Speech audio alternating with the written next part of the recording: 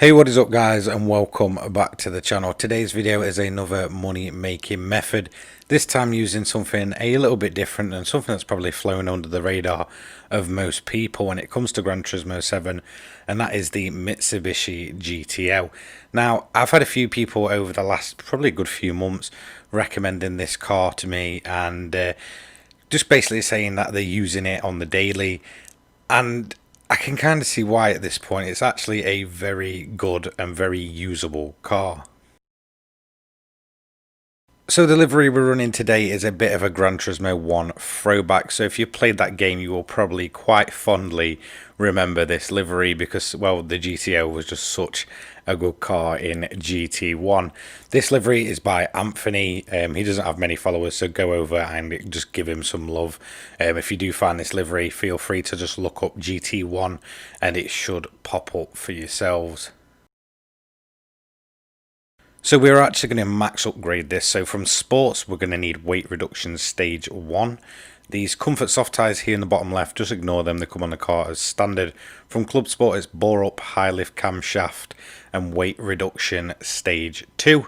Semi racing is racing crankshaft, fully customizable computer, high RPM turbocharger, fully customizable LSD, weight reduction stage 3 and increased body rigidity. From racing, it's stroke up, engine balance tuning, polished ports, anti-lag system, racing intercooler, racing air filter, racing silencer, racing exhaust manifold, racing brake pads, racing brake kit.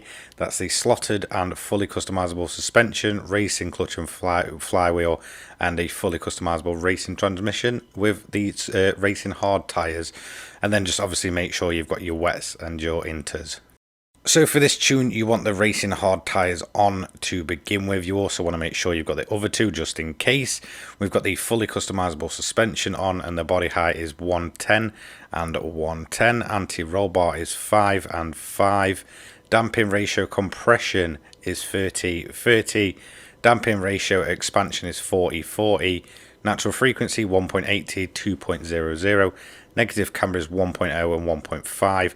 Toe angle 0.05 outwards, and then at the rear is 0.15 inwards.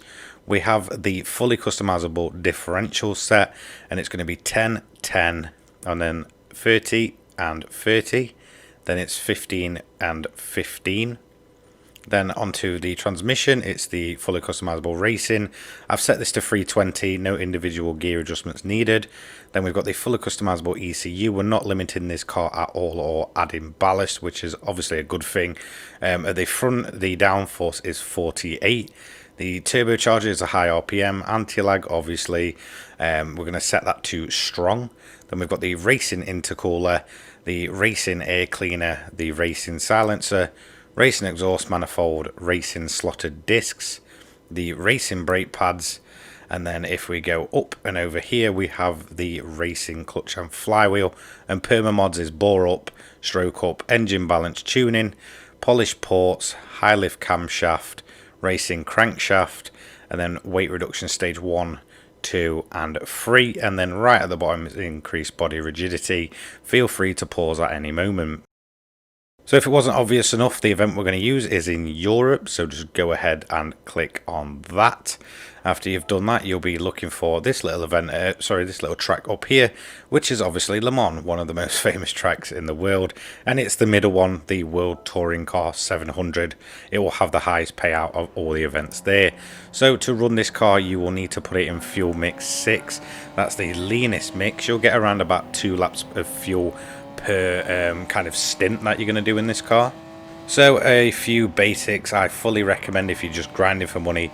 Set the AI to easy. There's no point in giving yourself a challenge if you're just going to try and go for the max payout each and every time.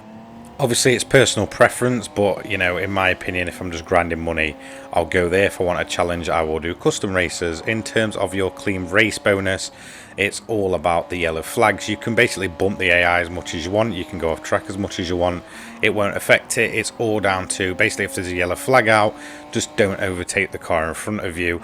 That will cause you to basically lose that clean race bonus. It's the only known way to lose it so far. Back in the way it was kind of really, you know, back in the day it was really kind of speculated on how you actually lost it. That turns out to be the only single way you can lose it.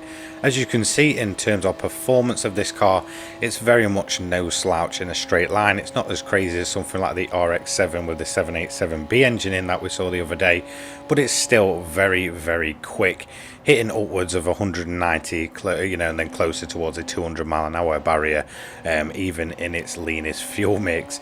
So you're basically just going to eat up the straights, no problem, and the AI is basically just going to be at your mercy at this point. So you should overtake them around about when you get to the end of this big straight here, and it should be absolutely a breeze. But I'll keep it playing. I'll show you, just how quickly this car really kind of eats up the grid. If there's only some things that I kind of want to note with this car, is the fuel consumption is rather quite high. Obviously we are running the most ridiculous max power output we can. Obviously pretty much every upgrade you can think of is on this car, so it's definitely not the best in terms of its fuel efficiency, considering it's a road car putting out over like 600-700 brake horsepower. So yeah, I mean, you're definitely not going to be using it for kind of more endurance runs. It's all about kind of using it like you do with things like the Bugatti and such, where you basically just do 2-lap stints, refuel, new tyres, because that's another downside, is it likes to eat the tyres up. I wouldn't say it's the best in terms of that either. So when you get onto lap 2, I fully recommend you basically just keeping an eye on that weather radar, set it out to the most it will go, and just kind of keep your eye out for any rain formations coming. Most of the time it was around about lap 3 or 4 you will see the rain. However, this way you can kind of be ready for it and spot it, and I will kind of show you exactly what I mean. So at the end of lap 2, I've just sped this up for the pit stop. I can see a formation of rain coming. It's quite broken up, but I'm just going to take the chance and go on to inters.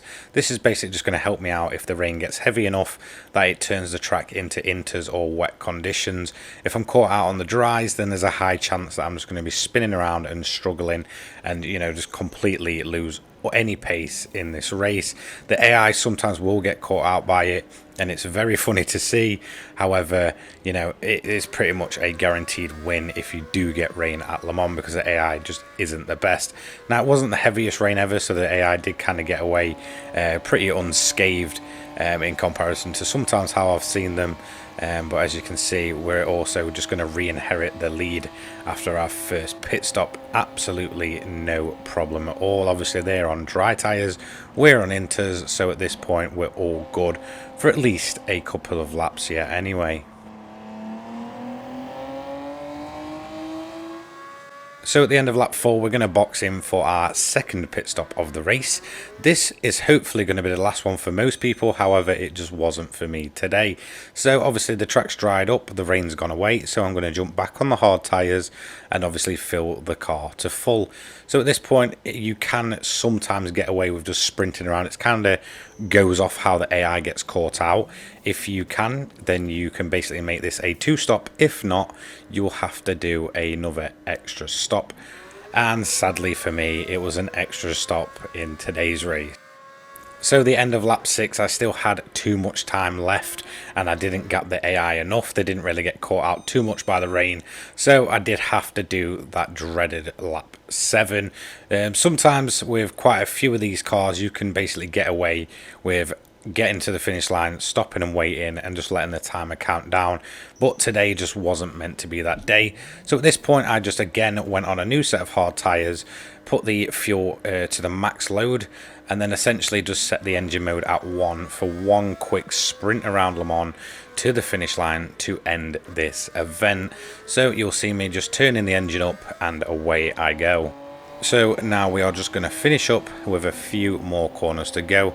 As you can see, the car is much quicker when you are running that fuel mix power 1. It just feels more responsive. It feels like there's a lot more power when you're taking off, which is what it's meant to be. Sometimes it affects some cars more than the others, and sadly this one drinks far too much fuel to be able to run it in this mode. However, if you do, you'll be hitting upwards of 200 mile an hour on the straight. So as you can see, overall we did a 31:42.864 with around about nearly a 2-minute gap from second place. Sadly we didn't get fastest lap. That's because Le Mans doesn't count your opening lap for some reason, which is, you know, kind of really strange. However, we did do about a 4:10 on that opening lap. So 1 lap pace is very, very good in this car. It's 825k in around about 30 minutes. And we also get a little 4-star roulette ticket, obviously. So I thought I'd finally go and cover this car. I've never been a huge fan of the GTO. I did kind of use it a lot in GT1 and GT2. Since then, it's never been a car that's really kind of appealed to me. It's never been the best looking car. But to be able to just kind of go back and, you know, just use this car and kind of get some use out of it where it's kind of been sat in my garage for such a long time. Yeah, it was definitely one that I, you know, thought eventually I'll get around to ticking that one off. I saw probably only a couple of comments recommending it, but it was enough to kind of, you know, pique my curiosity and go and check it out for myself. And it does hold up, so I can see why a lot of people do run this on the daily. So that's going to be it for today's video. Don't forget to like, comment and subscribe. Turn those notifications on. Feel free to go over to my second channel as well for the straight up gameplay of basically most of my money grinds. And I will see you all in the next one. Cheers guys. Peace.